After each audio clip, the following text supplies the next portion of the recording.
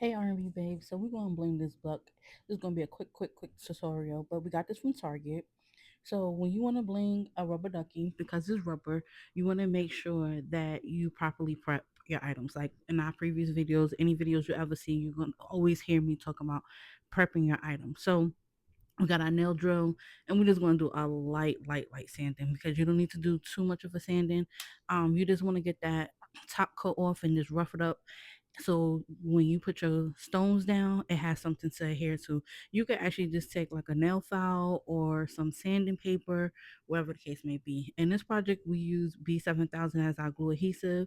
We used our light blue jelly AB rhinestones in the size 4 mm and a wax pencil. And as you see, I'm just going to work and I'm laying it down. Um, this one you can, when you do this, you can either do a scattered method if you choose to, where you can have multiple sides, or you can just do like I did. And like I said, I used the 4 mm rhinestones, doing the honeycomb method as best as I can, because as you can see, this ducky is shaped in the various different sizes. So you go and you start putting your foundation rolls down. You can either go and either do two things.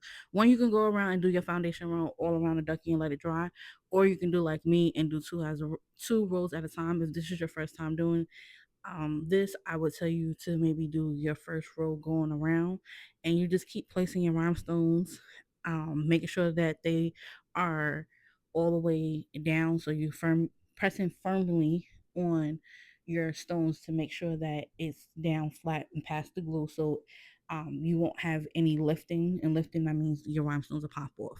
So as you can see, I'm just placing them neatly down.